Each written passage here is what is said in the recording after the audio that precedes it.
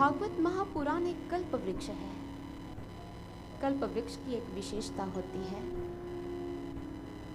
कल्प वृक्ष के नीचे आकर व्यक्ति जिस वस्तु की अभिप्सा करता है उसे वह प्राप्त होती है।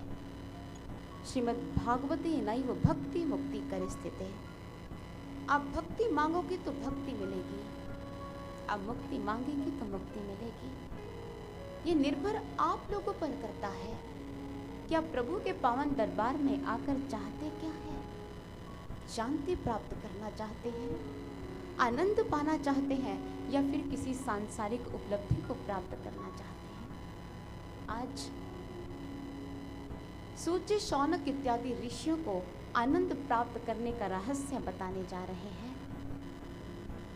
सूर्य शौनक इत्यादि ऋषियों को कहते हैं कि जब समस्त पांडवों ने परमात्मा का ध्यान करते हुए अपने शरीर का परित्याग किया, तदुपरांत उनके राज्य का संचालन कार्य परीक्षित करने लगे। परीक्षित ने अपने राज्य की प्रजा को अत्यंत सुख सुविधा के साथ रखा हुआ था। धार्मिक स्वभाव का राजा होने की वजह से वो अपनी प्रजा को हमेशा सुख प्रदान करने का प्रयास करता। एक दिन राजा परीक्षित ने अपने राज्य में एक दृश्य देखा। उन्होंने देखा कि एक शूद्र एक गाय और बैल को प्रताड़ित कर रहा है। इस दृश्य को देखते ही राजा परीक्षित अत्यंत क्रोधित हो गए। मेरे राज्य में निर्बल प्राणियों पर अत्याचार। और क्रोधावस्था में उन्होंने कहा, सावधान, कौन है तू जो मेरे राज्य के निर्बल प्राणियों पर अत्याचार कर रहा है? और अगर तू बाजूबंद से विभूषित कोई देवता भी हुआ तो आज मैं तुम्हारी भुजा उखाड़ डालूंगा। मेरे राज्य में प्रजा पीड़ित नहीं है, मेरे राज्य में पशु भी पीड़ित नहीं है, और तुम मेरी प्रजा और मेरे पशुओं को पीड़ित करने वाले कौन हो? और तलवार लेकर उस शूद्र का पीछा किया। जहां तक वो शूद्र अपने प्राणों की रक्षा के लिए भागना चाहता था, उसने हर संभव प्रयास किया, लेकिन जहां भी गए उसने यही देखा कि राजा परीक्षित धनुष बाण लिए और दूसरे हाथ में खड़ग लिए उसका पीछा कर रहे हैं और उसको अपने सामने प्राप्त कर रहे हैं। उसे लगा बचने का कोई मार्ग नहीं है। शूद्र शीघ्र अति शीघ्र राजा परीक्षित के श्री चरणों में गिर पड़ा। हे राजन, ये मेरा समय है, कली काल हो चुका है, अब मैं आपके राज्य में प्रवेश करने जा रहा हूं। राजा परीक्षित ने कहा, सावधान, मेरे होते तुम पांडवों के राज्य में प्रवेश नहीं कर सकते। यहाँ धार्मिक स्वभाव के लोग बसते हैं, यहाँ धार्मिक प्रवृत्ति से संपन्न लोगों का निवास है, यहाँ कली काल का स्थान ही कैसे हो सकता है? कली काल ने कहा, राजन, काल की गति ना बाणों से रोकी जा सकती है ना खड़ग से। सतयुग के बाद त्रेता आया, त्रेता के बाद द्वापर आया, अब द्वापर के बाद कली काल का आना निश्चित है। राजा परीक्षित ने कहा, चाहे कुछ भी हो जाए, मैं तुम्हें अपने राज्य में प्रवेश नहीं करने दूंगा। कली काल ने कहा, देखिए राजन, मैं आपकी भावना से अवगत हूं, लेकिन ये हो सकता है कि जब तक आप पृथ्वी पर शासन कर रहे हैं, आप मुझे स्वयं ही कुछ स्थान दे दीजिए, मैं वहां निवास करूंगा और आपके पश्चात मैं अपनी इच्छा से यहाँ रमण करूंगा। राजा परीक्षित ने उन्हें 4 स्थान दिए, द्यूत, मद्यपान, परस्त्री संग, हिंसा, और ये देने के पश्चात उस कली काल ने कहा, राजन, एक स्थान तो और दे दीजिए। तब उन्होंने स्वर्ण का स्थान भी दिया। जहां भी ये 5 क्रियाएं घटित हो रही होंगी, वहां कली काल का साम्राज्य होगा ही होगा। भागवत महापुराण का यह प्रसंग प्रतीकात्मक है, रहस्यात्मक है। किसी तत्ववेता संत की कृपा दृष्टि से ही इसे समझा जा सकता है। उन्होंने पहला स्थान दिया द्यूत अर्थात जुआ। जहां भी जुआ खेला जाएगा वहां कली काल का प्रकोप होगा। और जुआ अर्थात द्यूत क्रीड़ा हमारे वेदों में निषिद्ध मानी गई है।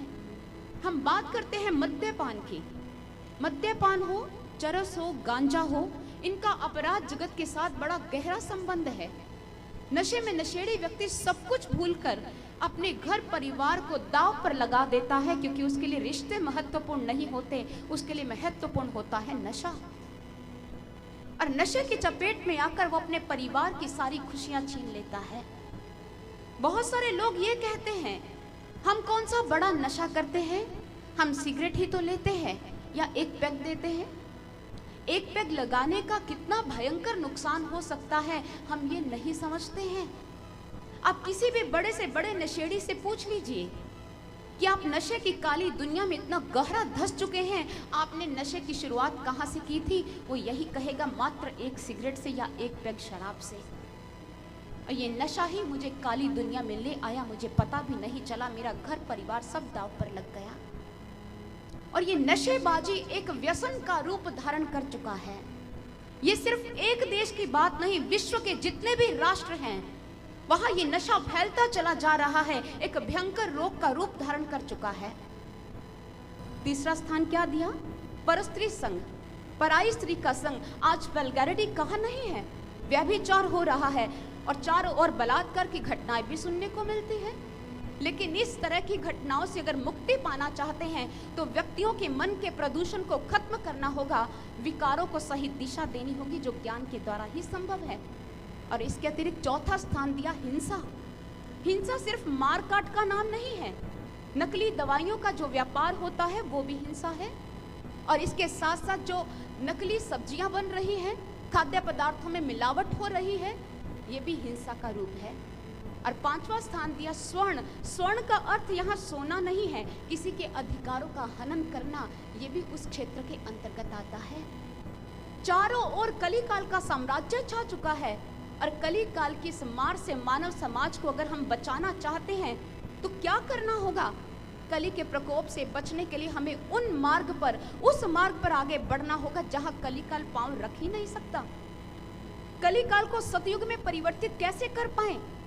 जिन लोगों के जीवन में ये पांचों विकृतियां नहीं हैं, उन लोगों के जीवन में ये आज भी सतयुग का साम्राज्य छाया हुआ है।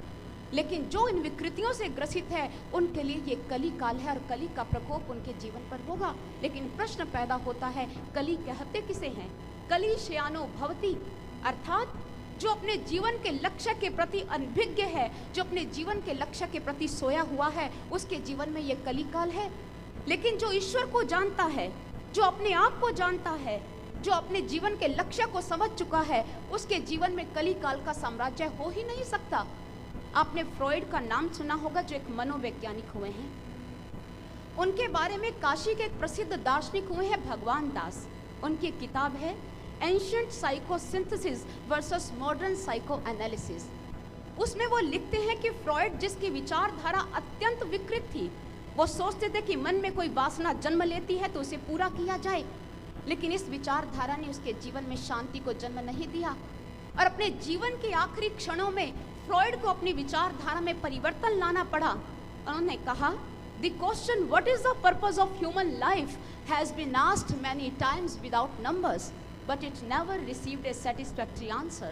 Only religion is able to answer this question.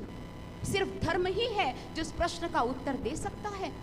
और फ्रॉइड के शिष्य एडलर ने भी कहा, Only religion in the deepest sense can answer this question. सिर्फ धर्म ही है जो जीवन के इन क्षणों में हमें इस प्रश्न का उत्तर दे सकता है, इस समस्या का समाधान हमें प्रदान कर सकता है। सूची शौनक इत्यादि ऋषियों को कहते हैं कि राजा परीक्षित ने कली काल को जब 5 स्थान दिए, तदुपरांत राजा परीक्षित निश्चिंत हो गए। आज राजा परीक्षित ने अपने राजकोष से एक मुकुट निकाला, स्वर्ण का मुकुट, जिसे अपने मस्तक पर धारण कर वो शिकार के लिए वन की ओर चल पड़े।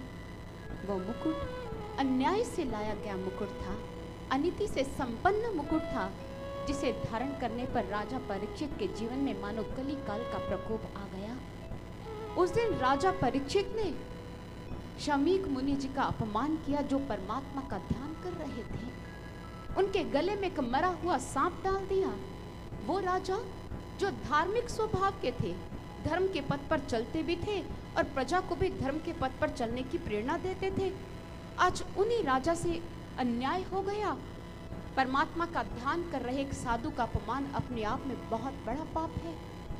और जब शमीक मुनि जी के पुत्र श्रृंगी को जब ये पता चला कि हमारे देश के राजा ने शमीक मुनि जी का, मेरे पिताजी का अपमान किया है, तो वो क्रोधित हो गए और क्रोध में उसने कहा, अरे ये राजा जिन्हें हमने अपने राज्य का द्वारपाल नियुक्त किया हुआ है, ये अपने ही राजा के अपमान का इस प्रकार से चारों ओर प्रचार प्रसार करेंगे। जब क्षत्रिय ही अपने राजा का अपमान करेंगे तो बताओ फिर इस राज्य के भविष्य के बारे में क्या हो पाएगा। अरे हम इन क्षत्रियों को अपना द्वारपाल मानते हैं क्योंकि ब्राह्मण ही इस समाज को सही दिशा देते हैं, देश के उत्थान की बातें करते हैं। लेकिन ये न केवल अपने स्वामी का अपमान करते हैं, अपितु स्वामी के घर में घुसकर उनका तिरस्कार करते हैं, मरा हुआ सांप उनके गले में डालते हैं। अब इनको इस अपराध का दंड तो झेलना ही होगा।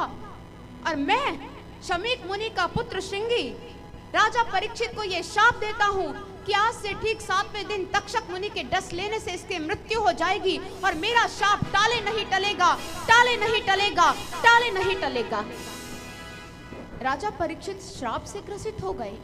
जब वह राजमहल वापस लौटे, अपने मस्तक से मुकुट उतारा तो उन्हें अपने अपराध का बोध हो गया, क्योंकि जब तक अन्याय से जड़ित मुकुट उनके मस्तक पर था तब तक अपने अपराध का भान नहीं था। जैसे अनीति से लाया गया मुकुट उन्होंने छोड़ दिया, परित्याग किया, उसी वक्त अपने अपराध का भान हुआ। राजा परीक्षित पश्चाताप की भावना से ग्रसित हो रुदन कर रहे हैं। मैंने अपने ही राज्य के महात्मा का अपमान किया, भगवान मुझे कभी क्षमा नहीं करेंगे। वो सब कुछ सहन कर सकते हैं लेकिन भक्त का अपमान सहन नहीं कर सकते।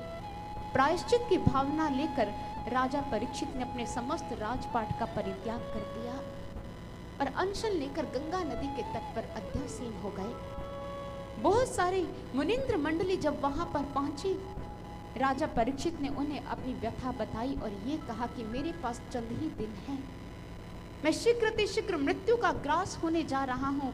क्या आपके पास कोई ऐसा मार्ग है कि इन 7 दिनों के अंदर अंदर मेरा जीवन जो है वो मोक्ष को प्राप्त कर ले या मेरे जीवन का अंत सुखद हो जाए। एक मरणासन व्यक्ति का अपने जीवन में क्या कर्तव्य होता है, क्या मुझे इस बात का ज्ञान कोई संत, कोई महात्मा, कोई पुरुष दे सकता है? मुनिंद्र मंडली विचार करने लगी। राजा परीक्षित ने करबद्ध होकर ईश्वर को याद किया, हे प्रभु, अब तो पल भर की देरी भी मुझे विकराल मृत्यु का ग्रास बना देगी। आप सेतु विहीन सागर पर सेतु बना सकते हैं, आप पतितों को पावन कर सकते हैं, मझधार में डूब रहो को आप किनारा दे सकते हैं, और क्या आप मेरी मृत्यु को सुंदर रूप नहीं दे सकते? महात्मा का अपमान कर मैंने अपना जीवन तो कलंकित किया, क्या मेरी मृत्यु भी कलंकित ही कहलाएगी? प्रभु, अब कुछ तो ऐसा करो कि मेरी मृत्यु कलंकित ना हो। ये मत सोचना मैं जीना चाहता हूँ, नहीं प्रभु, जीने की इच्छा नहीं है। जितने दिन आपने मुझे प्रसाद स्वरूप दिए हैं उतने ही दिन मुझे स्वीकार हैं, पर इन दिनों में प्रभु कुछ ऐसा हो कि मेरी मृत्यु सुंदर हो जाए, इससे महात्मा के अपमान की गंध ना आए। रह रह कर पल प्रतिपल हर एक श्वास में वो अपने प्रभु को पुकार रहे हैं। और तभी श्री सुखदेव मुनि जी महाराज वहाँ पर गुरु के रूप में उपस्थित होते हैं और राजा परीक्षित को कहते हैं कि परीक्षित, तुम चिंता मत करो, तुम्हें जिस तत्व की अभिप्सा है मैं तुम्हें वही देने आया हूँ। और यही प्रथम स्कंद संपन्न होता है। द्वितीय स्कंद के अंतर्गत राजा परीक्षित को श्री सुखदेव मुनि जी महाराज, जो गुरु के रूप में उसके जीवन में आए, परमात्मा की सृष्टि के रहस्य के बारे में जनाने जा रहे हैं। वो बताते हैं कि परमात्मा ने ये विशाल सृष्टि कैसे बनाई, विराट शरीर की उत्पत्ति कैसे हुई। चतुश्लोकी भागवत का व्याख्यान भी इसी द्वितीय स्कंद में ही मिलता है।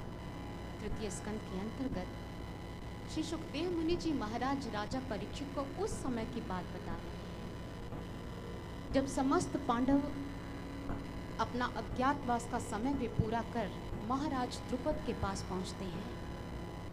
महाराज द्रुपद अपने राज पुरोहित को पांडवों का दूत बनाकर कौरवों की सभा में भेजते हैं।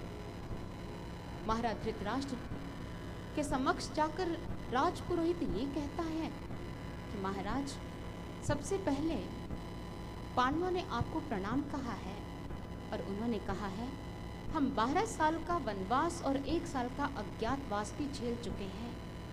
हम अपने ऊपर हुए अत्याचारों को भुलाने के लिए भी तैयार हैं, लेकिन अब न्यायोचित अपनी पैतृक संपत्ति से हमें हिस्सा चाहिए और बिना युद्ध किए शांतिपूर्ण हम इस हिस्से को प्राप्त करना चाहते हैं। महाराज धृतराष्ट्र ने कहा कि हम इस संदर्भ में विचार विमर्श करेंगे और अपना दूत आप लोगों की सभा में अवश्य भेजेंगे। आप थोड़े दिन इंतजार कीजिए। धृतराष्ट्र ने संजय को अपना दूत बनाकर पांडवों की सभा में भेज दिया। संजय ने समस्त पांडवों का मार्गदर्शन करते हुए, समझाते हुए कहा कि आप बड़े हैं, आप समझदार हैं, आप जैसे लोगों से युद्ध की आशा हम नहीं कर सकते।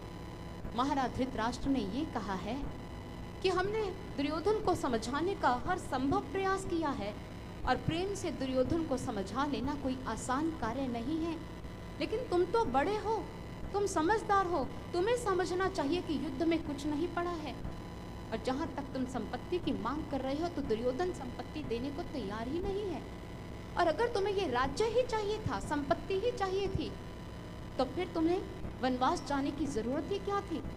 और अगर तुम भीष्म पितामह या द्रोणाचार्य का वध करके भी अपना राज्य प्राप्त करना चाहते हो तो ऐसा राज्य प्राप्त करने की बजाय तुम्हारे लिए यही अच्छा है कि अपना सब कुछ अपने मंत्रियों को सौंप कर तुम वन में रहने के लिए चले जाओ। क्षमा ही तुम्हारा धर्म है। ये बात सुनते ही धर्मराज युधिष्ठिर अत्यंत क्रोधित हुए, लेकिन अपने क्रोध को संभालते हुए उन्होंने कहा कि संजय, महर्षि को जाकर कह देना धर्म और अधर्म की परिभाषा क्या है, पहले आपको इस बात का ज्ञान तो हो जाना चाहिए। अगर अधर्म के मार्ग पर चलते हुए मुझे इंद्र का सारा राज्य भी प्राप्त होता है तो मैं लेने को तैयार नहीं हूँ, लेकिन धर्म के पथ पर चलते हुए मैं अपने राज्य को प्राप्त करना जरूर चाहता हूँ। ये बात उन्होंने संजय को बहुत अच्छी तरह समझा दी। और उस समय भगवान श्री कृष्ण कहने लगे कि धर्मराज युधिष्ठिर, आप शांत हो जाइए। मैं कुछ ऐसा प्रयास करूंगा कि आपको आपकी संपत्ति का हिस्सा भी मिल जाए और कौरव भी शांत हो जाएं। मुझे शांति दूत बनकर कौरवों की सभा में जाना होगा। भगवान श्री कृष्ण जी ने शांति स्थापित करने के लिए दौत्य कर्म का निर्वाह करना स्वीकार कर लिया और कौरवों की सभा में पहुंच गए। वहां उन्हें एक दूत का सिंहासन दिया गया। तदुपरांत भगवान श्री कृष्ण जी ने शांति दूत के कर्तव्य कर्म का निर्वाह करते हुए कहा, महाराज धृतराष्ट्र, मैं आपको सारी बात बहुत अच्छी तरह समझा चुका हूँ और आप हस्तिनापुर के कर्ता धर्ता हैं और इस समस्या के संदर्भ में अब मैं आपका निर्णय जान लेना चाहता हूँ। आपकी सभा का हर एक आनंद व्याकुल हो रहा है। प्रत्येक मुखमंडल पर मुझे चिंताओं की रेखाएं दिखाई दे रही हैं। आने वाले समय को न केवल आपकी समूचे गौरव की प्रतीक्षा है, इसलिए कुछ भी बोलने से पूर्व अपने निर्णय के हर एक शब्द को भविष्य के धर्म कांटे पर तोलिए और फिर बोलिए महाराज, फिर बोलिए। लेकिन बोलने से पूर्व ये भी याद रख लेना, पांडवों ने कहा है कि अगर आप उन्हें उनकी पैतृक संपत्ति नहीं दे सकते तो कुछ गांव भी दे देना। महाराज धृतराष्ट्र के पास यह विकल्प था कि पांडवों को थोड़ी सी संपत्ति दे दें, लेकिन महाराज धृतराष्ट्र कुछ नहीं बोले। उनके बोलने से पूर्व ही दुर्योधन की हठ धर्मिता ने जवाब दिया कि मैं इन पांडवों के लिए अपने राज्य के टुकड़े नहीं कर सकता। ये वनचारी पांडव राज्य करने में सक्षम नहीं है। और छोड़िए ये संधि बंदी की बातें और होने दीजिए रण क्षेत्र में फैसला। अब तो युद्ध ही होगा, युद्ध, क्योंकि मैं अपनी संपत्ति में से एक कोना भी उसे देने को तैयार नहीं हूं। भगवान श्री कृष्ण जी ने कहा, दुर्योधन, युद्ध की बातें करना बड़ा आसान है, लेकिन रणचंडी के खप्पर को भरना बहुत मुश्किल है। और जब युद्ध भयंकर रूप धारण करता है, कितनी विधवाओं का दारुण क्रंदन गूंजता है, कितनी माताओं की कोख सूनी हो जाती है, प्रजा त्राही त्राही करती है और अन्न के लिए वो प्रजा मोहताज हो जाती है। युद्ध विभीषक कर्म है, युद्ध नहीं होना चाहिए, तुम्हें ये बात समझनी होगी। लेकिन दुर्योधन ने कहा, सुच्यग्रं न दास्यामि बिना युद्धेन केशव, बिना युद्ध के सुई के नोक के बराबर भूमि में देने को तैयार नहीं हूं। भगवान श्री कृष्ण ने कहा, ठीक है दुर्योधन, अगर तुम युद्ध ही करना चाहते हो तो और विकल्प है ही नहीं, तो युद्ध में ही, रण क्षेत्र में ही तुम्हारे साथ मेरा सामना होगा। दुर्योधन ने कहा, अच्छा, रण क्षेत्र में आमना सामना? अरे वो तो तभी होगा जब तुम रण क्षेत्र में पहुंचोगे। भगवान श्री कृष्ण जी ने कहा, अरे मूर्ख, तू क्या समझता है? दुर्योधन ने कहा, समझता तो कुछ नहीं हूं। अरे सैनिकों, खड़े खड़े मुंह क्या देख रहे हो? पकड़ लो इसको, पकड़कर बंदी बना लो, कारागृह में डाल दो, इसके हाथ पांव बांध दिए जाए। भगवान श्री कृष्ण का, सावधान दुर्योधन, सावधान, तुम मुझे नहीं बांध सकता क्योंकि तुम खुद अपने कारागृह में बंदी हो। अहंकार की बेड़ियां तुम्हारे पैरों में हैं, क्रोध की हथकड़ियां तुम्हारे हाथों में हैं। चारों ओर ईर्ष्या द्वेष का धुआं तुम्हारे इस निवास स्थान पर है। तुम खुद अपने कारागृह में बंदी हो, तुम मुझे क्या बंदी बनाओगे? दुर्योधन ने कहा, अरे इसके अनर्गल प्रलाप पर ध्यान मत दो, इसे पकड़कर कारागृह में डाल दो। भगवान श्री कृष्ण का, सावधान दुर्योधन सावधान, तुम मुझे नहीं बांध सकते। मानवता का हूँ पुजारी नहीं एकाकी हो सकता। जिसको मैंने जन्म दिया वो मुझसे जुदा नहीं हो सकता। भक्त मेरे सब जानते हैं मैं अमर अविनाशी सत्ता हूँ। भ्रुकुटी विलास से झोली भर दूं ऐसी शक्ति रखता हूँ। कैसे बांधेगा तू मुझको, प्रेम भाव से हीन है। मैं तो उस सरिता का जल हूँ जिसकी प्यासी मीन है। मुझ में ब्रह्मांड समाया है, कण कण मेरा ही साया है। हे आंख अगर तो देख जरा, फैली कैसी मेरी माया है। ऐसा कहते ही प्रभु ने अपने शरीर को विराट कर लिया। प्रभु का शरीर आकाश को छूने लगा, अनंत भुजाएं हो गई और हर एक अनंत मुखों से प्रभु के अग्नि स्फुलिंग छिड़कने लगे और सभी भयभीत हो गए। और वहां पर दुर्योधन अपने सभासदों सहित वहां से भाग खड़ा हुआ और भीष्म इत्यादि की प्रार्थना करने पर प्रभु सौम्य रूप में आ गए और प्रभु अपने निर्धारित स्थल पर चल पड़े। प्रभु ने बहुत प्रयास किया लेकिन उनके शांति प्रस्ताव को स्वीकार नहीं किया गया। और इधर श्री कृष्ण जी रुष्ट होकर चले गए। वो युद्ध नहीं चाहते थे लेकिन दुर्योधन ने युद्ध की स्थितियां पैदा कर दी। और इधर आज धृतराष्ट्र बहुत चिंतित है और इस चिंतित अवस्था में उन्होंने महात्मा विदुर को याद किया। रात्रि के समय ही उन्होंने कहा, विदुर जहां भी हैं, जो भी कार्य कर रहे हैं, उसको छोड़कर वो महाराज धृतराष्ट्र के पास पहुंचे। विदुर रात्रि के समय ही महाराज धृतराष्ट्र के पास आ गए। उन्होंने कहा, विदुर मैं बहुत चिंतित हो रहा हूँ, अनिष्ट होने वाला है, सब कुछ नष्ट हो जाएगा। मैं भविष्य की उन घटनाओं को सोच सोच कर पीड़ित हो रहा हूँ। मेरी आत्मा संतप्त है, मेरा हृदय शांत है, मुझे शांति का दान दो विदुर। और उस समय विदुर ने कहा, महाराज मैं जानता हूँ आप भयभीत भी और अशांत भी, और आपके भयभीत होने का कारण भी मुझे पता है और अशांत होने का कारण भी पता है। जो इंसान अपने जीवन में ये 4 कर्म नहीं करता है वो सदैव भयभीत मुद्रा में ही अपना जीवन काटता है। और उस समय विदुर जी ने धृतराष्ट्र का जो मार्गदर्शन किया वो विदुर नीति के नाम से प्रसिद्ध है। महात्मा विदुर जी की नीतियों को आज का विद्वत समाज जब पढ़ता है तो दांतों तले अंगुली दबा लेता है। छोटी सी कुटिया में निवास करने वाले विदुर शास्त्रों के ज्ञाता, ऐसे राजनीतिज्ञ, ऐसे कूटनीतिज्ञ, अधर्मियों की सभा में रहकर भी जो धर्म का साथ देते रहे और कड़वे सच बोलने के लिए प्रसिद्ध विदुर जी ने आज धृतराष्ट्र जी के समक्ष जो कड़वे सत्य उद्घाटित किए वो विदुर रीति के नाम से प्रसिद्ध हुए। उन्होंने कहा, चत्वारि कर्मण्य भयंकरानि भयं प्रयच्छत्य यथा कृतानि मान अग्निहोत्र मुतमान मौन माने न धीत मुतमान यज्ञ। 4 तरह के कर्म जो व्यक्ति जीवन में नहीं करता वो अशांत हो जाता है। पहला कौन सा कर्म है? उन्होंने कहा अग्निहोत्र। जो अग्निहोत्र नहीं करता है, ये अग्निहोत्र क्या है? सूर्य उदित के लिए किए जाने वाला यज्ञ और रात्रि में अग्नि के लिए, प्रकाश के लिए किए जाने वाला यज्ञ अग्निहोत्र के नाम से जाना जाता है। अग्नि शब्द किस बात का परिचायक है? हमारे ऋग्वेद में परमात्मा को अग्नि शब्द से संबोधित किया गया है। अग्नि मीड़े पुरोहितम, परमात्मा अग्नि स्वरूप है। और अग्नि के दूसरे नाम है जात वेदा वैश्वानर। अग्नि को जात वेदा क्यों कहा गया? ये परमात्मा का नाम है जो हर एक इंसान के अंदर रहकर उसके जीवन के उद्देश्यों से, उनकी क्रियाओं से अवगत है, जो सब कुछ जानता है, वो जात वेदा है। उसे वैश्वानर क्यों कहा गया? जो समस्त विश्व में व्याप्त होकर हमारी हर एक क्रियाकलाप को देख रहा है, अपने भक्तों को देख रहा है, जन समाज को मार्ग पर चलते हुए या मार्ग से भटकते हुए जो देख रहा है, जो सब कुछ जानता है, जो विश्व में व्याप्त है, वो वैश्वानर है। अग्नि के 2 रूप होते हैं, एक बाह्य रूप, एक आंतरिक रूप। अग्नि के बाह्य रूप की चर्चा करते हैं तो उसके 2 रूप हैं, एक है प्रकाश और अग्नि के बाह्य रूप का जो दूसरा रूप है वो है उष्णता। जब आप अग्नि प्रज्वलित करते हैं तो प्रकाश होता है, अंधकार छट जाता है, तमस का निवारण हो जाता है। प्राचीन समय में जब बिजली का आविष्कार नहीं हुआ था तो रात्रि के समय किए जाने वाले कार्य इसी प्रकाश की उपस्थिति में किए जाते थे। गुफाओं में या सुरंगों में जाने के लिए अग्नि के इसी प्रकाश रूप का इस्तेमाल किया जाता था। दूसरा रूप क्या है? उष्णता। पानी गर्म करने, दूध गर्म करने या भोजन बनाने के लिए अग्नि के दूसरे रूप को हम इस्तेमाल करते हैं। वैज्ञानिक प्रयोगशाला में भी इसी अग्नि को इस्तेमाल किया जाता है, लेकिन थोड़ी सी अनदेखी थोड़ी सी अनगहली, थोड़ी सी हमारी जो वो दृष्टि जो लक्ष्य से हट जाती है, उससे ये अग्नि सारे विश्व को भस्म करने का सामर्थ्य प्राप्त कर लेती है। इस अग्नि का इस्तेमाल करते हुए पूरा ध्यान रखना पड़ता है, कहीं कुछ अनिष्ट ना हो जाए। ठोस लोहे को द्रव्य में परिणत करने के लिए लुहार इसी अग्नि के रूप का इस्तेमाल करता है।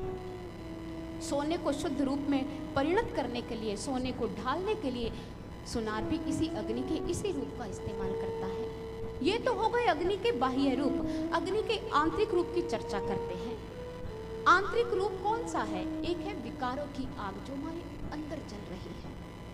आज सारा मानव समाज, अधिकतर मानव समाज विकारों की आग में जल रहा है। कहीं क्रोध का विषैला सर्प मनुष्य के व्यक्तित्व को दागदार कर रहा है, कहीं काम पिशाच मनुष्य को पाश्विकता की दहलीज पर खड़ा कर रहा है, कहीं मोह की डोरी में पड़कर मनुष्य ईश्वर के साथ अपने प्रेममय संबंधों को भूलता चला जा रहा है, और कहीं अहंकार का मगरमच्छ हमारे सारे सद्गुणों को उद्ध्वस्त करता चला जा रहा है और हमें पशु की मानिंद बना रहा है, और कहीं लोभ का विषैला धुआं हमारा स्वयं ही जीवन बर्बाद कर रहा है। हम श्वास भी नहीं ले पा रहे अपने जीवन में। काम क्रोध और लोभ की जब लग घट में खान, तुलसी पंडित नानक का मूर्ख एक समान। तुलसी पंडित नानक का मूर्ख एक समान। जब तक पांचों विकार एक इंसान के अंदर जल रहे हैं, चाहे वो मूर्ख है या पंडित, तब हमारे लिए कोई विशेष अर्थ नहीं रखते, क्योंकि वो विकारों के अधीन नृत्य कर रहे हैं। उन्हें इन उपाधियों से मंडित करे या ना करे क्या फर्क पड़ता है, क्योंकि वो समाज का मार्गदर्शन करने में सक्षम नहीं है। आप समाज की हालत देखिए, कठपुतली की मानिंद आज इंसान नाच रहा है अपने विकारों के इशारों पर। ये विकार उसे नचा रहे हैं। एक सभ्यक दिखाई देने वाला व्यक्ति, हम कहते हैं क्या व्यक्तित्व है, क्या पर्सनालिटी है, लेकिन जो सभ्य दिखाई दे रहा है उसके अंदर क्या है हम जानते हैं। पर्सनालिटी शब्द निकला कहाँ से है? ये ग्रीक का शब्द है परसोना से निकला है पर्सनालिटी। प्राचीन काल में रंगमंच हुआ करते थे, नाटक होते थे, नाटिकाएं होती थी। जो अभिनेता वर्ग या अभिनेत्री वर्ग है वो मुख पर मुखौटा लगाकर नाटक में अपना अभिनय किया करते थे, और सामने वाला जो दर्शक समाज है वो पहचान नहीं पाता था कि मुखौटे के पीछे कौन सा चेहरा है, कौन व्यक्ति किसका अभिनय कर रहा है। मुखौटा सब कुछ छिपा लेता था। वो तो रंगमंच पर होता था, नीचे उतरकर इंसान का मुखौटा उस समय उतर जाया करता था। लेकिन वर्तमान काल में इंसान की मुखौटे के बिना गाड़ी नहीं चल रही, पल प्रतिपल उसे मुखौटा डालकर चलना पड़ता है। ऑफिस में कुछ और रूप है और घर में कुछ और रूप है, दुकानों में कुछ और रूप है, मकान में कोई और रूप है। हमने तो कितने मुखौटे पहन रखे हैं। ईर्ष्या द्वेष की आग हमें जला रही है, हम संतप्त हृदय के साथ रो रहे हैं। आपको उदाहरण देना चाहेंगे आचार्य द्रोण का। उन्होंने पांडवों और कौरवों को शिक्षित किया। गुरु दक्षिणा में क्या मांगा? द्रुपद को बंदी बनाकर लाया जाए, और अर्जुन इस कार्य में सक्षम हुआ। अर्जुन द्रुपद को बंदी बनाकर आचार्य द्रोण के समक्ष ले आए, और आचार्य द्रोण ने जब द्रुपद को बंदी अवस्था में देखा तो खिलखिलाकर हंस पड़े। क्या बात है, ठहाके लगा लगा कर हंस रहे हैं। और उस समय द्रुपद ने कहा, आप मुझे बंदी अवस्था में देखकर द्रोण प्रसन्न हो रहे हैं, लेकिन आपको बंदी अवस्था में देखकर मैं दुखी हो रहा हूं। आचार्य द्रोण पूछते हैं, बंदी तो तुम हो, मैं तो बंदी नहीं हूं। महाराज द्रुपद कहते हैं कि एक राजा किसी के हाथों बंदी हो कोई बड़ी बात नहीं, या एक राजा किसी को बंदी बना ले ये भी कोई बड़ी बात नहीं, लेकिन जिस समाज का आचार्य किसी के हाथों बंदी हो जाए उससे बड़ी विडंबना क्या होगी। आप अपने आचार्यत्व से उस दिन गिर गए थे जब आपने शिक्षा राज परिवार के हाथों बेच दी और प्रतिभाशाली छात्राओं का हनन करना शुरू कर दिया। आप तो अपने आचार्यत्व से गिर गए। प्रतिशोध की आग में जलते हुए आपने छात्रों को शिक्षित किया, और गुरु दक्षिणा में भी प्रतिशोध ही तो मांगा। आपने दिया क्या अपने शिष्य को? ये द्वेष आपको जला गया, पूरी तरह जला गया। द्वेष का अर्थ क्या है? द्वेष का अर्थ होता है दुगुना विषैला। जब एक इंसान किसी से द्वेष करता है तो खुद तो जलता ही जलता है, दूसरे को भी जला देता है। ये दुगुना विषैला काम करता है, और आज इसी द्वेष रूपी बारूद के ढेर पर खड़ी है ये दुनिया। लेकिन इन विकारों की आग से बचाएगा कौन? ये है हमारे जीवन की आंतरिक अग्नि का एक रूप, विकारों की आग। लेकिन आंतरिक अग्नि का एक और रूप है, वह है ज्ञान की अग्नि। विकारों की गंध को जीवन से मिटाना चाहते हो तो ज्ञान की, ब्रह्म ज्ञान की आग को जलाना पड़ेगा, या अध्यात्म ज्ञान की शीतल फुहारों से स्नान करना पड़ेगा। एक कटोरी में लहसुन रखा हो, आप उस लहसुन को कटोरी से बाहर निकाल दीजिए। कटोरी रिक्त है, कटोरी खाली है, लेकिन जरा सूंघ कर देखिए आपकी घ्राण शक्ति क्या कहती है। आपको कटोरी से लहसुन की गंध फिर भी आएगी। आप अगले दिन सूंघ कर देखेंगे कटोरी से लहसुन की गंध गई नहीं होगी, वही होगी। लेकिन उसी कटोरी को आप आंच पर चढ़ा दीजिए, थोड़ी सी आंच लगते ही लहसुन की गंध चली जाएगी। महत्व तो आंच का है। हमारे अंदर जो विकारों की गंध है उसे खत्म करना है तो एक आंच जलानी पड़ेगी, ज्ञान की आंच, ज्ञान की अग्नि। भगवान श्री कृष्ण कहते हैं ज्ञानाग्नि सर्वकर्माणि, जो ज्ञान की जो अग्नि है सारे कर्मों को भस्म कर देती है। ज्ञानाग्नि सर्वकर्माणि भस्म सात कुरुते, तथा सारे कर्मों को भस्म करती हो कर्म जो हमें बंधन में बांधते हैं। और विदुर जी कह रहे कि महाराज धृतराष्ट्र, आप विकारों की आग में जल रहे हैं, ज्ञान की आग से आप कोसों दूर हैं, और आपने ज्ञान की अग्नि अपने हृदय में प्रज्वलित नहीं की, इसलिए आपका भयभीत होना अवश्यंभावी है, निश्चित है। और दूसरा, मादग्निहोत्र मुत मान मौनम, आपने मौन भी जीवन में धारण नहीं किया। मौन क्या है? निसंदेह व्यवहारिक दृष्टि से मौन लाभदायक होता है। एक इंसान अगर मौन धारण करता है तो वो अपनी ऊर्जा को बचा लेता है, ऊर्जा नष्ट होने से बच जाती है, और उसी ऊर्जा को आप किसी परमार्थ के कार्य में लगा सकते हैं। व्यर्थ की वार्तालाप या व्यर्थ की बातें हमारी ऊर्जा को नष्ट करती हैं, लेकिन संत महापुरुष ध्यान साधना में स्थित हो इस ऊर्जा को बचाकर परमार्थ के कार्यों में लगाते हैं। महात्मा गांधी जी कहते थे कि मौन सर्वोत्तम भाषण है। जीवन में जहां तक हो सके मौन रहना चाहिए, लेकिन अगर बोलना पड़ता है तो उतना बोले जिससे किसी का मार्गदर्शन हो पाए, जिससे किसी को रास्ता मिल पाए। इमर्सन एक बहुत बड़े राइटर हुए हैं, उन्होंने बहुत सारी कविताएं भी लिखी। उन्होंने एक सुंदर सी बात कही, आइए थोड़ी देर के लिए हम मौन धारण करें ताकि फरिश्तों की बातें सुन सके। वो इशारा कर रहे हैं परमात्मा की वाणी की ओर। अगर ईश्वर की वाणी को सुनना है तो बाहर के संसार से मौन धारण कर अंदर उतरना पड़ेगा। लॉन्गफेलो एक बहुत बड़े दार्शनिक हुए हैं, उन्होंने कहा मौन और एकांत दोनों ही आत्मा के परम मित्र हैं। अगर अपनी आत्मा को अच्छा बनाए रखना चाहते हैं तो जीवन में मौन भी होना चाहिए, पर एकांत में भी रहना चाहिए। एकांत अर्थात अपने अंदर उतर जाना, बाहर के संसार, बाहर की भीड़ से मुक्त होना। और आज विदुर जी कहते हैं कि धृतराष्ट्र, मौन तो आपने जीवन में कभी धारण किया नहीं। आप बाह्य दृष्टि से जितने मौन दिखाई देते हैं, मन में आपके उतने ही विचार चलते हैं। पांडवों की मैं हत्या कैसे करूं, पांडवों की संपत्ति को कैसे हड़प लें, पांडवों को राज्य से कैसे निष्कासित करें। बाहर से आप मौन जरूर दिखते हैं, लेकिन अंदर आपके अंदर क्या चलता रहता है, आपने मौन जीवन में कभी धारण नहीं किया। तीसरी चीज उन्होंने क्या बताई, उन्होंने कहा स्वाध्याय। जो इंसान अपने जीवन में स्वाध्याय नहीं करता वो भयभीत रहेगा ही रहेगा। स्वाध्याय क्या है? अपने आप को जान लेना, अपना अध्ययन कर लेना।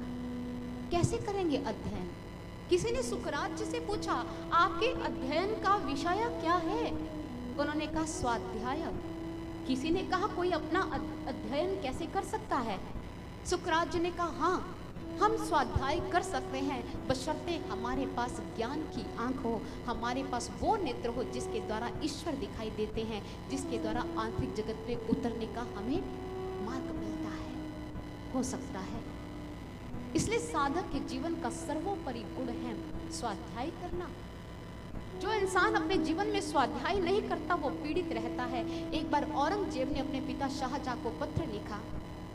उन्होंने कहा कि पिताजी, आपने मुझे ये सिखाया है कि किसी किले को घेरा कैसे डालना है, ये कला तो आपने मुझे बहुत दी। अपनी थोड़ी सेना के द्वारा किसी शत्रु की विशाल सेना पर विजय प्राप्त करनी हो तो क्या करना चाहिए, आपने मुझे ये भी सिखाया, लेकिन आपने मुझे स्वाध्याय करना नहीं सिखाया। काश आपने मुझे स्वाध्याय करने की कला दी होती तो आज मेरा हृदय शांत होता। मैं तो संतप्त हूँ, आपने ये कार्य जीवन में नहीं किया। एक बार की बात है, एक गुरुदेव थे, ब्रह्मज्ञानी थे, अपने शिष्यों से बड़े प्रसन्न हुए। उन्होंने अपने एक शिष्य को पास बुलाया और एक छड़ी हाथ में दी। बेटे, ये छड़ी है, मैं प्रसन्नता के साथ तुम्हें दे रहा हूँ। ये छड़ी सारे गुण अवगुण का ज्ञान कराती है, लो मैं तुम्हें प्रदान करता हूँ। शिष्य उस छड़ी को प्राप्त कर बड़ा प्रसन्न है। आज शिष्य के मन में आया, गुरुदेव ने मुझे छड़ी दी है, मैं भी देखूं मेरे कक्ष में रहने वाला दूसरा शिष्य है कितने पानी में है। वही छड़ी उसने दूसरे शिष्य पर लगा दी।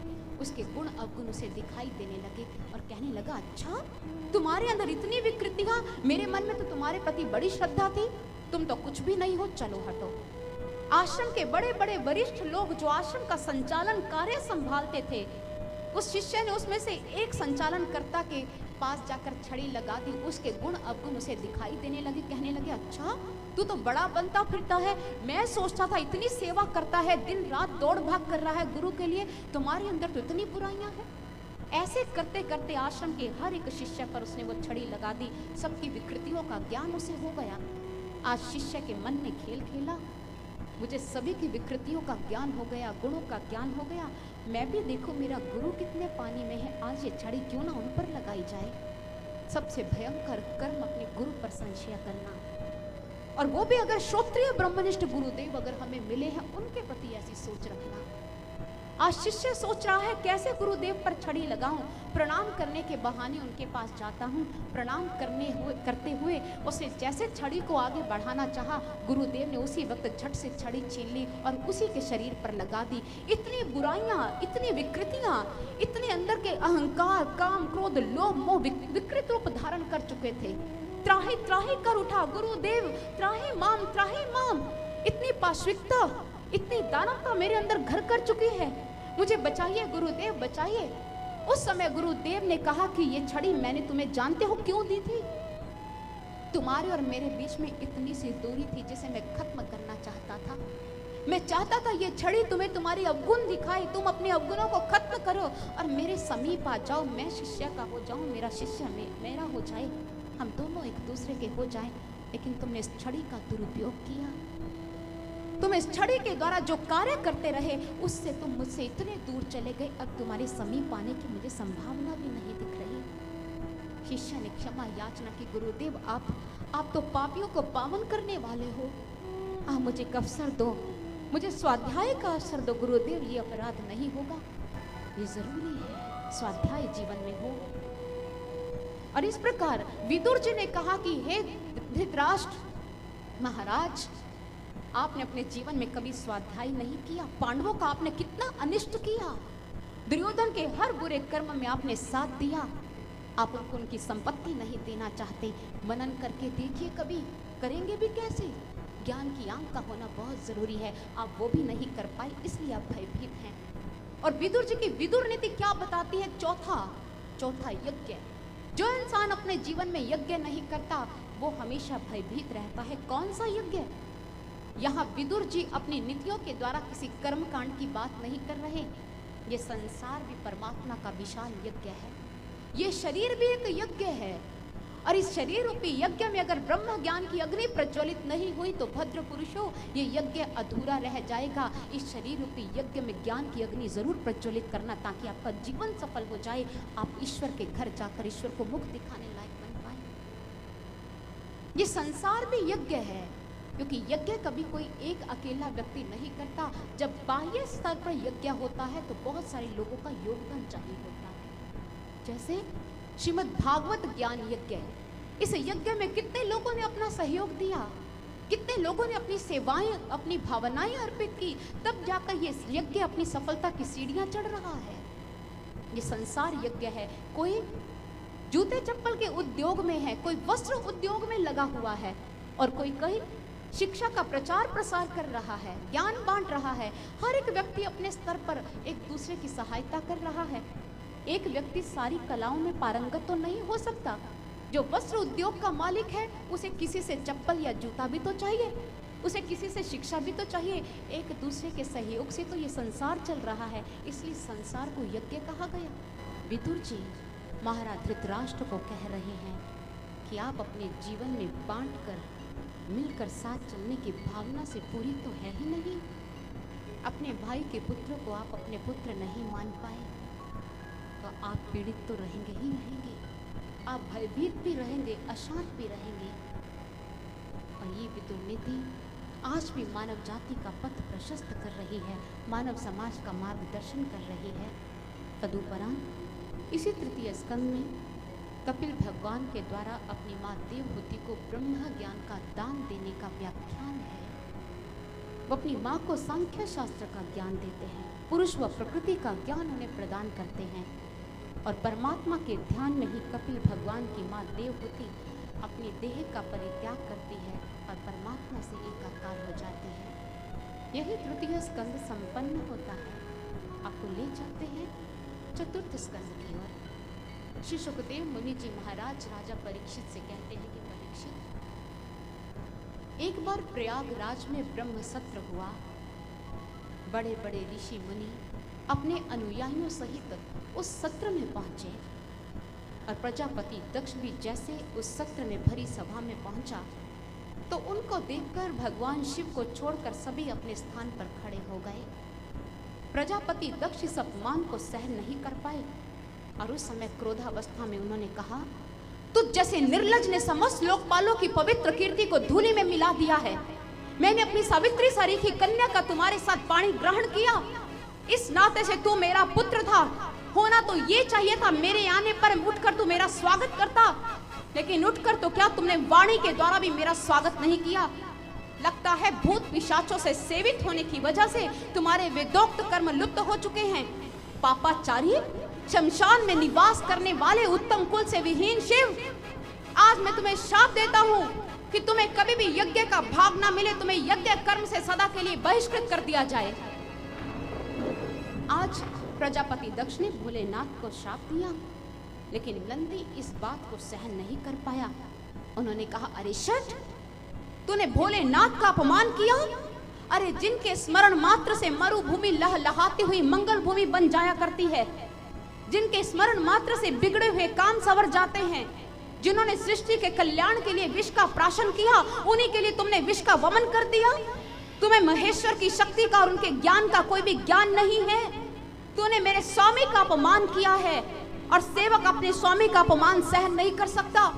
और भोलेनाथ के प्रभाव से आज मैं भी तुझे शाप देता हूँ कि तुम्हारा जो सिर है शीघ्र तुम्हारे धड़ से अलग हो जाए और उसके स्थान पर बकरे का सिर लग जाए, तुम वेद ज्ञान से वंचित हो जाओ। और आज नंदी ने भी प्रजापति दक्ष को श्राप दे दिया। भोलेनाथ इस दृश्य को देख रहे हैं।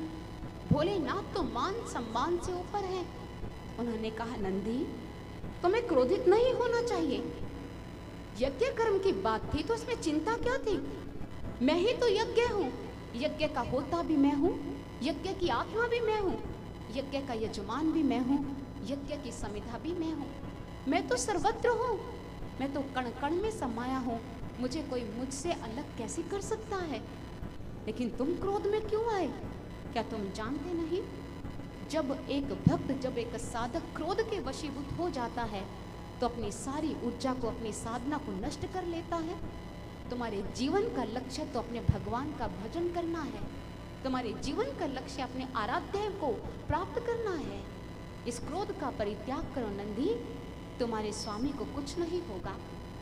नंदी अपने भगवान शिव के श्री चरणों में अत्यासीन होकर क्षमा याचना करने लगे। हे भोलेनाथ, मुझसे विभीषक अपराध हुआ है, मुझे क्षमा दान दीजिए। मैंने यूं ही क्रोध कर दिया, लेकिन आपका अपमान सहन नहीं कर पाया। मुझे आशीर्वाद दे कि मैं अब अपने मन को शीतल करूं और आपकी भक्ति में अपने मन को लगाऊं। थोड़ा ही समय व्यतीत हुआ था कि ब्रह्मा जी ने प्रजापति दक्ष को समस्त प्रजापतियों का अधिपति बना दिया और इस पद ने दक्ष के अभिमान में वृद्धि कर दी। और ये सर्वविदित है, जब कोई व्यक्ति किसी पद को प्राप्त करता है तो मदोन्मत्त हुए बिना रहता नहीं है।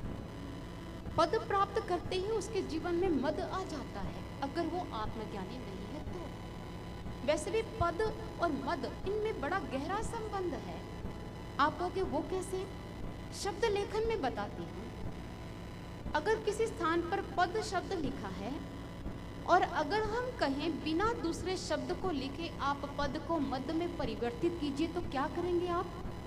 प के पैर में थोड़ी सी घुंडी बढ़ाएंगे तो प म में परिवर्तित हो जाएगा, पद मद में बदल जाएगा।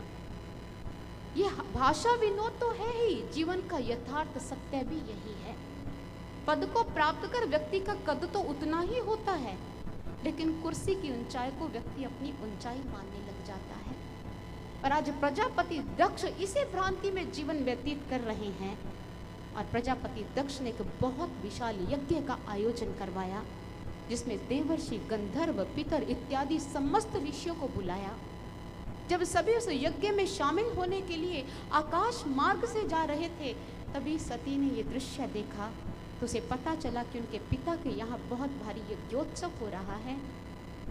सती भोलेनाथ के पास आई, कहा, नाथ, आपके ससुर दक्ष प्रजापति के यहाँ बहुत भारी यज्ञ हो रहा है, चलो स्वामी हम भी चलते हैं। माता पिता, गुरुजनों और सुहृदों के यहाँ तो बिना निमंत्रण के भी जाया जा सकता है, जब सभी जा रहे हैं तो हम क्यों नहीं जा सकते। भोलेनाथ ने बहुत अद्भुत बात कही। उन्होंने कहा, सती, बहुत भटकने वालों का जो मन और बुद्धि दोनों भटक जाया करते हैं। मन में जब तक कोई और बसा है तो सत्य स्वरूप परमात्मा का आगमन नहीं हो सकता। लेकिन आज इस तत्व स्वरूप से अवगत नहीं है सती माँ। भगवान शिव से बार बार आग्रह करती है। भगवान जानते हैं कि सती हठी है, नहीं मानने वाली, इसलिए अकेली जाए ये भी ठीक नहीं है।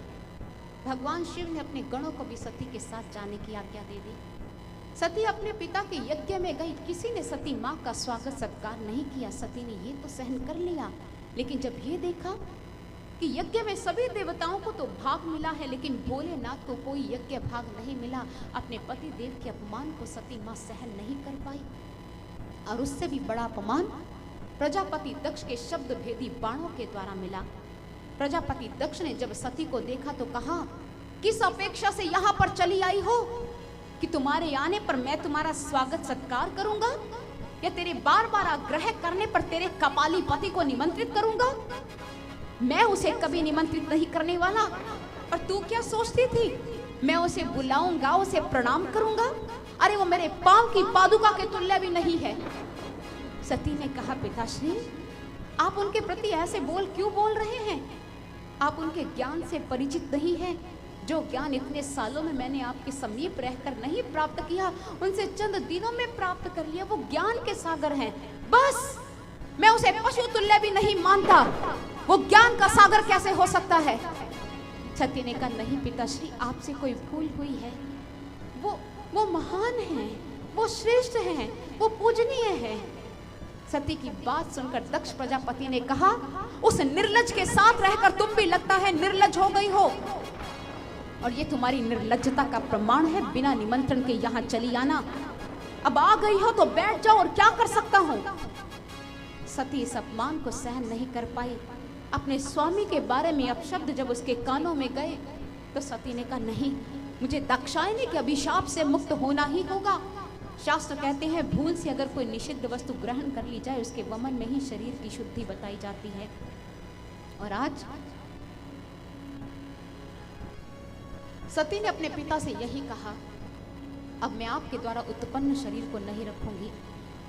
सती ने उसी वक्त यज्ञ अग्नि को प्रकट किया, और योग अग्नि को प्रकट करते ही योग अग्नि में सती ने अपने शरीर को भस्म कर लिया। सती ने जब अपने आप को भस्म किया तो सारे गण त्राही त्राही कर उठे, और उसी समय सभी गण भगवान शिव के पास पहुंचे। भगवान शिव को जब ये बात पता चली कि सती ने अपने शरीर को भस्म कर लिया है, वो क्रोधित हो गए। और क्रोधावस्था में उन्होंने वीरभद्र को उत्पन्न किया। जाओ वीरभद्र, दक्ष प्रजापति के यज्ञ को नष्ट कर दो। कोई भी सती और शिव विरोधी जीवित नहीं रहने पाए। चारों ओर तांडव मचा दो, मृत्यु का तांडव। जाओ वीरभद्र, दक्ष प्रजापति का सिर धड़ से अलग कर दो। भगवान शिव का क्रोध प्रचंड अवस्था में है, और वीरभद्र उसी वक्त यज्ञशाला की ओर बढ़े, और जाते ही उसने यज्ञ भूमि को शमशान भूमि बना दिया। ग्रह तारे नक्षत्र टूट टूट कर गिरने लगे। दसों दिशाओं में मानो आग लग गई। देवता त्राही त्राही कर उठे, ये सब क्या हो गया? कौन हो तुम? क्यों यज्ञ को नष्ट कर रहे हो? वीरभद्र ने कहा कि मैं वीरभद्र हूँ, शिव के क्रोध से मेरा जन्म हुआ है। और सती माँ का अपमान और सती माँ का भस्म होना भगवान शिव के क्रोध का कारण है। भगवान शिव तुम सबसे बड़े रुष्ट हैं। सभी देवता भयभीत, अब क्या करें। ये कहते ही वीरभद्र ने उत्पात मचाना शुरू कर दिया। विनाश का तांडव हुआ, विनाश का तांडव। देवता अपनी जान बचाने के लिए इधर उधर भाग रहे हैं और चारों ओर गणों ने उत्पात मचा रखा है। देखते ही देखते जब गणों ने ये देखा कि वीरभद्र का प्रोत्साहन उन्हें मिल रहा है, तो गणों ने और भी विनाश की सृष्टि को जन्म दे दिया। सभी देवता भयभीत मुद्रा में ब्रह्मा जी के पास गए। हे ब्रह्मदेव, हमारी सहायता करो। और ब्रह्मा जी ने कहा, आप जानते हैं जिस यज्ञ में शिव का पूजन नहीं होता, शिव को भाग नहीं मिलता, वो यज्ञ कभी सफल नहीं होता। आपने भोलेनाथ का अपमान किया है। अब भोलेनाथ को संतुष्ट करना होगा, भोलेनाथ को रिझाना होगा, नहीं तो ये विनाश, ये संहार होता रहेगा, इस पर विराम नहीं लगाया जा पाएगा।